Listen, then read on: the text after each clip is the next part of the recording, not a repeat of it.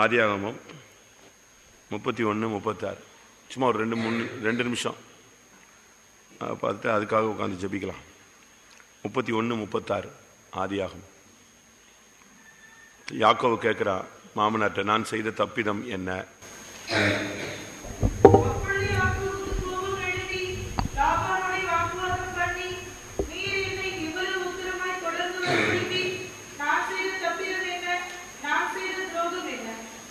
அவன் கேட்குறான், நான் செய்த தப்பு என்ன? என்ன தப்பு என்ன சொல்லுன்னு கேட்குறான். என் தட்டுமுட்டுகள் எல்லாம் தடவி பார்த்தீரே, எல்லாம் தேடி பார்த்தீங்களேன்னு. ஒரு விதத்தில் அவன் மனைவி செய்த குற்றம் யாருக்கு தெரியாது?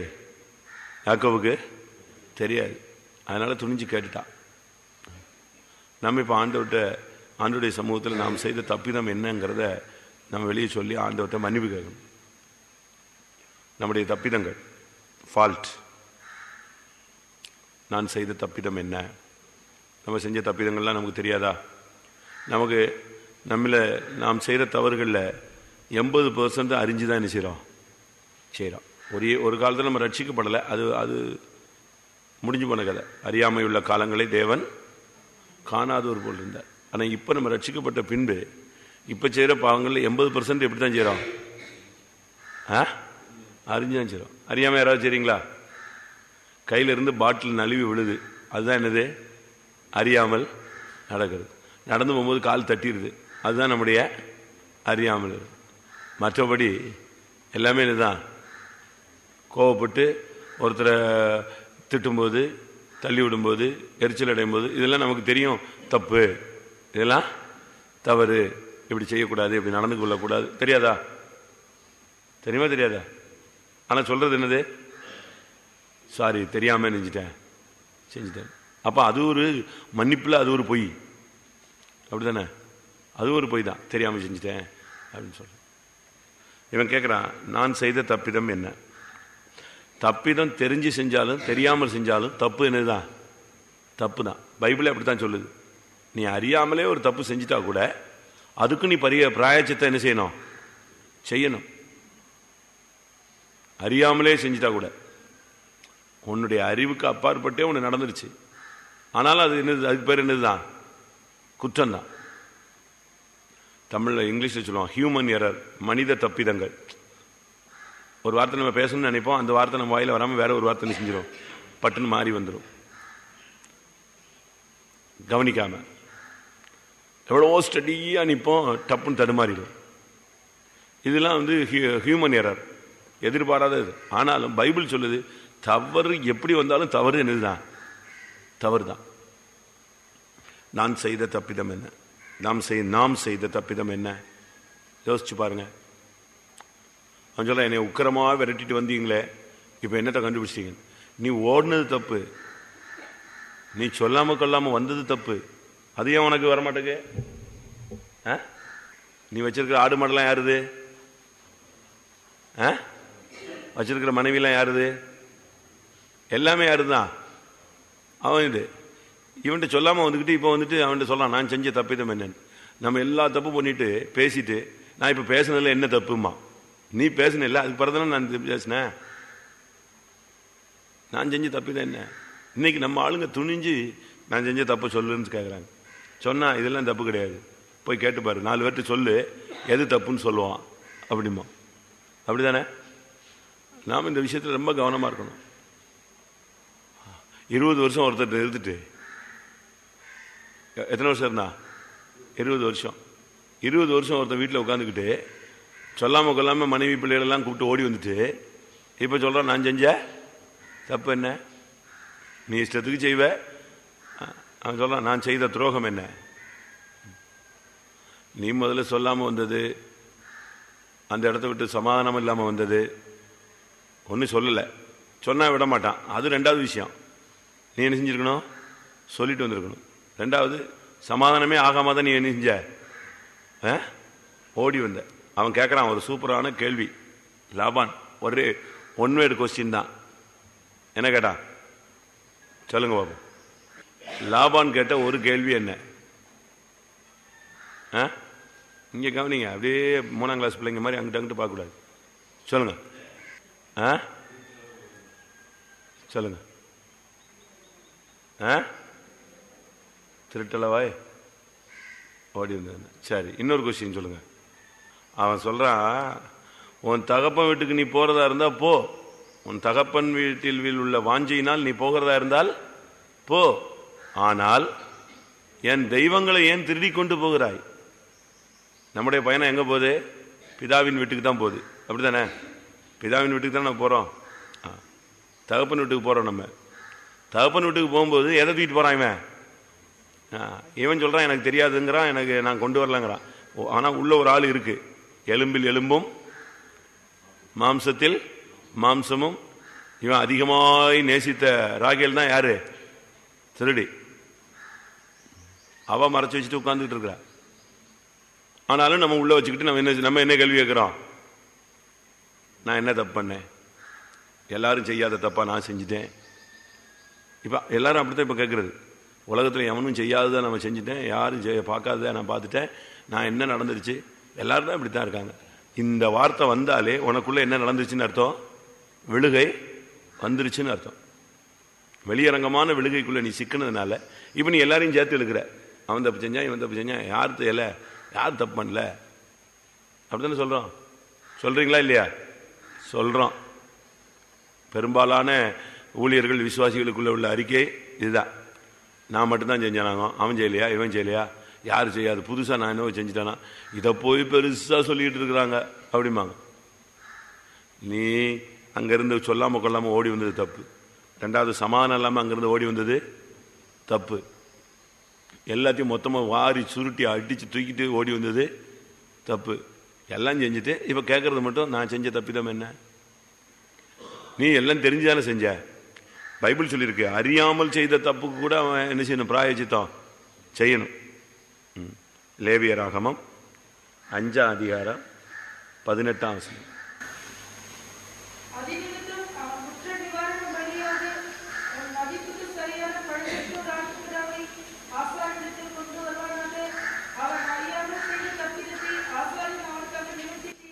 அறியாமல் செய்த தப்பிதம்.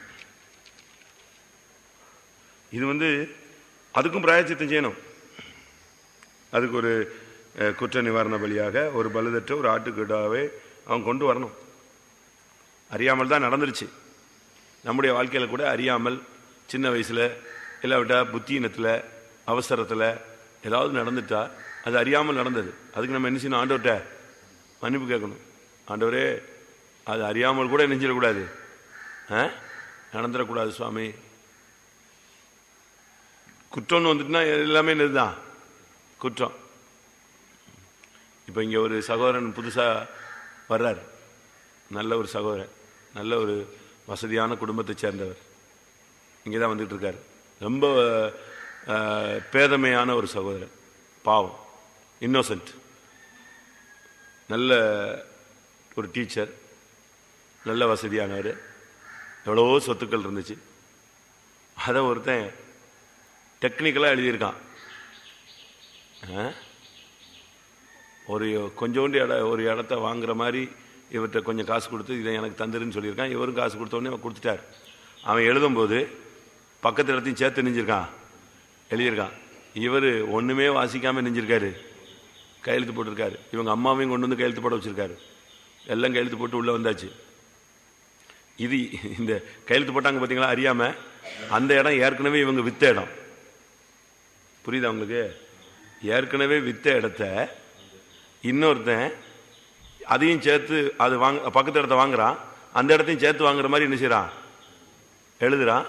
இவங்க அவனை நம்பி அப்படியே அம்மா பையன் எல்லாம் அப்படியே பேதைகள் கையெழுத்து போட்டு வந்தாச்சு. அவன் டெக்னிக்கலா எல்லாம் முடிச்சுட்டு அழகா கிளியர் பண்ணிட்டு எங்க வர்றான்?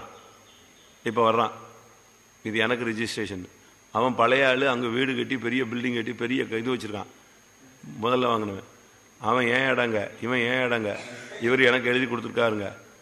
இப்போ அறியாமல் செய்த தப்பு, பாவம், ரொம்ப பாவம். அவருக்காக நாங்கள் ஜெபிச்சுட்டு இருக்கோம். இப்போ அவர் கோர்ட்டு கையின்னு அவரை போலீஸ் விரட்டுன்னு விரட்டி வேலையெல்லாம் விட்டுட்டு இந்த சண்டை கூட இங்கே தான் இருந்தார்.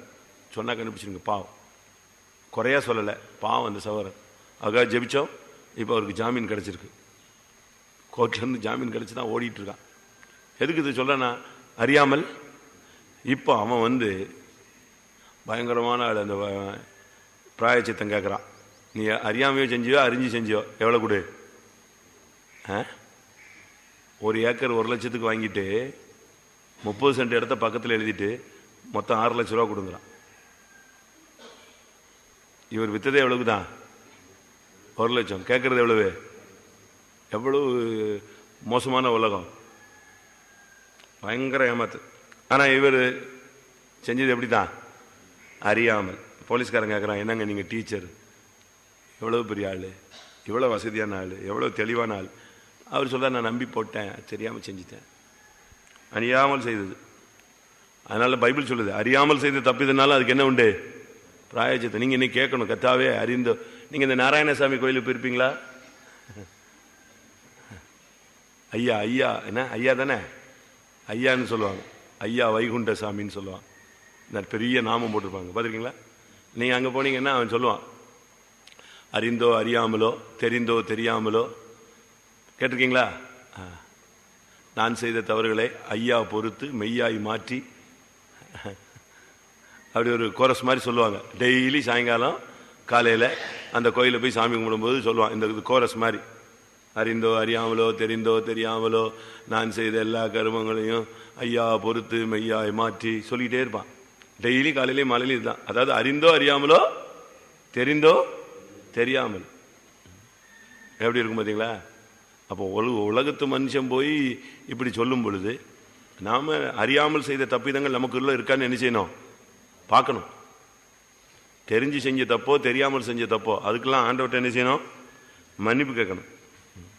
ஒரு சிலர் யாருக்குமே தெரியாமல், சபைக்கு தெரியாமல் செய்கிறாங்க, யாருக்குமே தெரியாது. என்னாகமம் 15:24.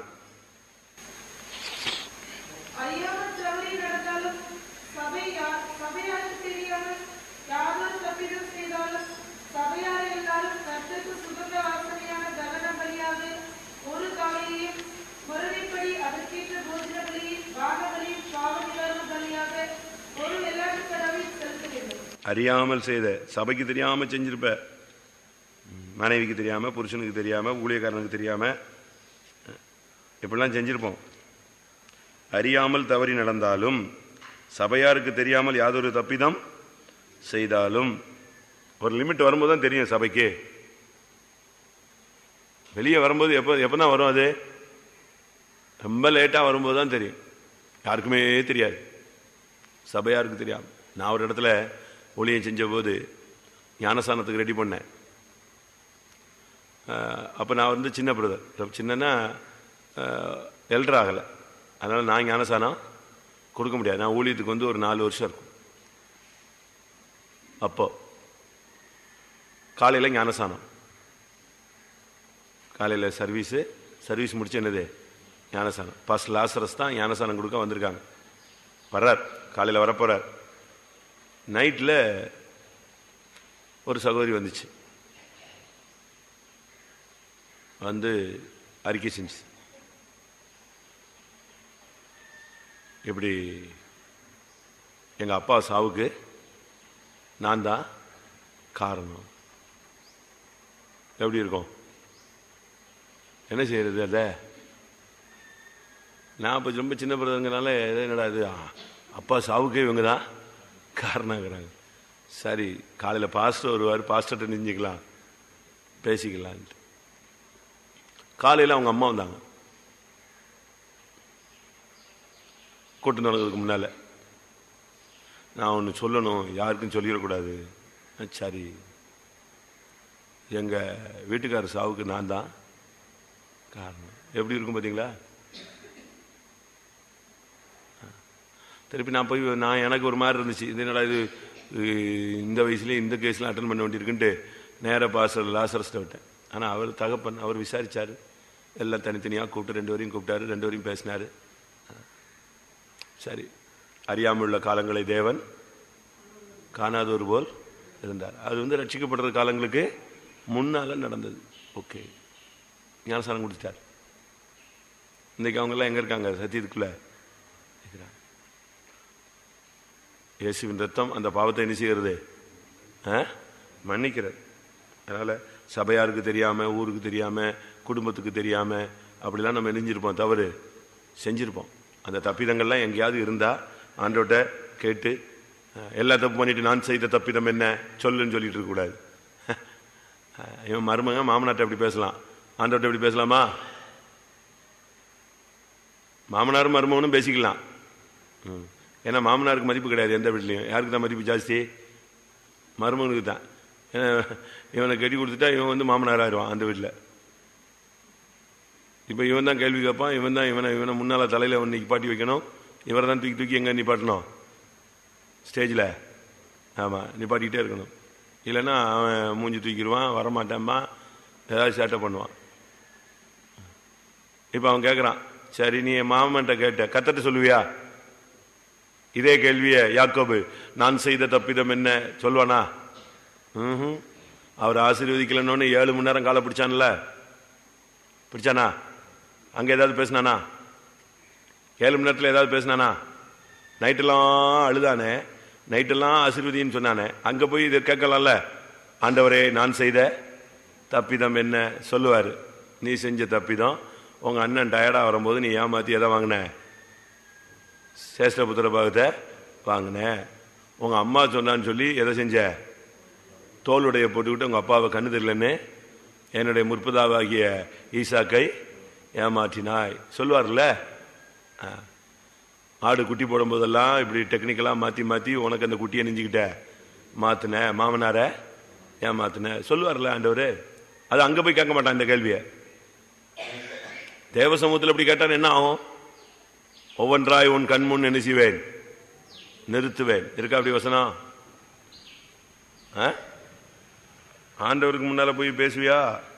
பேசுனா போச்சு, வந்து நிறுத்துவார். அப்ப என்ன பண்ணுவார்? சங்கீதம் 50:21.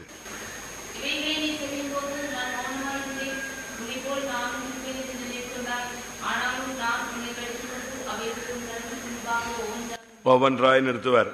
எது எந்த சீன் வந்து நிற்கும்? சத்தம், யாக்கோபின் சத்தம், கைகளோ அப்படின்னு சொல்ற சத்தம். அந்த அது வந்து உன் முன்னால என்ன செய்யும்? நிற்கும். இல்லை, உன்னை விட்டு போகாது. நீ சபைக்கு தெரியாம செஞ்சாலும். அதனால தான் யோபு சொல்றாரு, நான் செய்த தப்பிதான் என் கூடயே தான் இருக்குங்கிறாரு. வாசிங்க யோபு 19:4.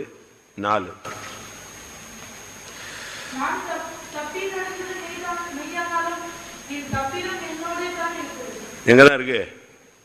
நீ செஞ்ச தப்பு உன்னோட தான் இருக்கும், வேற யாரு கூட இருக்கும்? நான் தப்பி நடந்தது மெய்யானாலும் நான் செய்த தப்பிதம் எங்கதான் இருக்கு? என்னோட தான் இருக்கு. அதனால யார் செய்த தப்பிதமானாலும், ஒரு சின்ன ஒரு விசுவாசி தப்பு செஞ்சா பரவாயில்ல, சபையில் மூத்த விசுவாசிகள் தப்பிதம் பண்ணும்போது அது ரொம்ப தடைகளை உண்டாக்கும். ஒரு ஊழியக்காரன் தப்பி நடக்கும்போது சபையில் இன்னும் பெரிய இடரல் உண்டாகும். புரியுதா? ஒரு குடும்பத்தில் ஒரு ஆள் தவறு செய்யும் போது அந்த குடும்பம் அசையும். ஒரு சபையில் ஒரு விசுவாசி தடுமாறும் போது சபை பேர் என்ன செய்யும்? கெடும். ஒரு ஊழியன் தவறு செய்யும் போது ஊழியத்தினுடைய பேரே, மகிமையே கெட்டுப்போகும். அது பெரிய தீங்கு. பிரசங்கி 10:5. பிரசங்கி 10:5.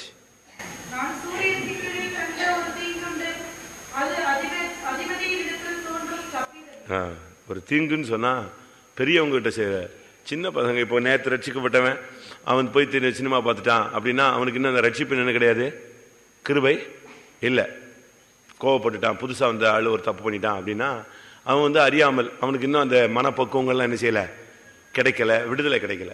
20 வருஷம் ஆச்சு, திருப்பி போய் நீ தவறு செஞ்சின்னா அது பெரிய தீங்கு. என்ன தப்பு செஞ்சாலும் நமக்கு தண்டனை உண்டு.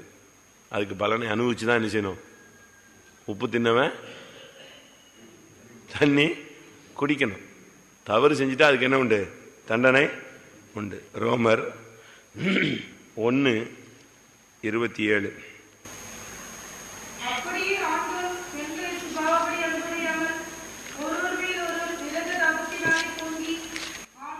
1:27.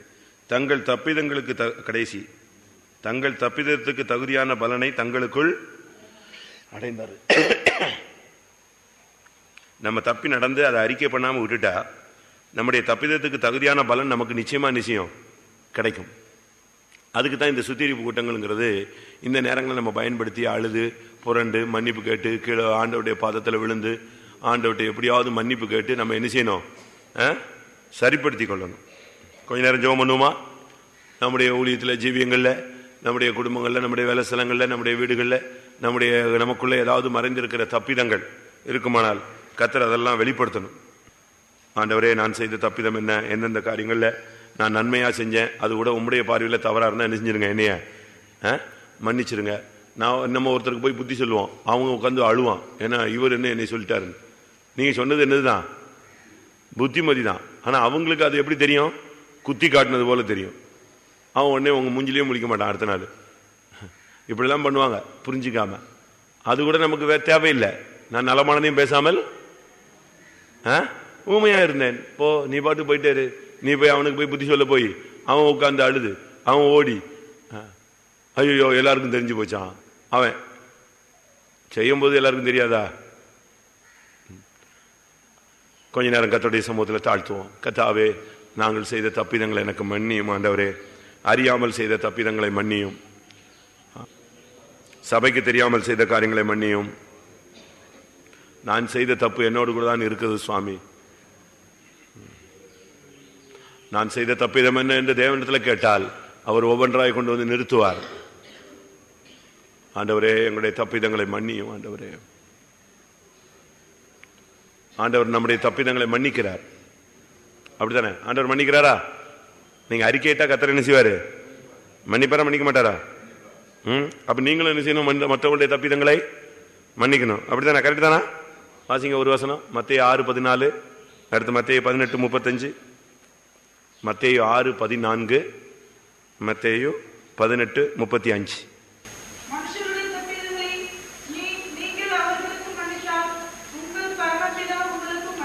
அப்போ நாம மனுஷருக்கு அவங்களுடைய தப்பிதங்களை என்ன செய்யணும்? மன்னிக்கணும். அடுத்து 18:35,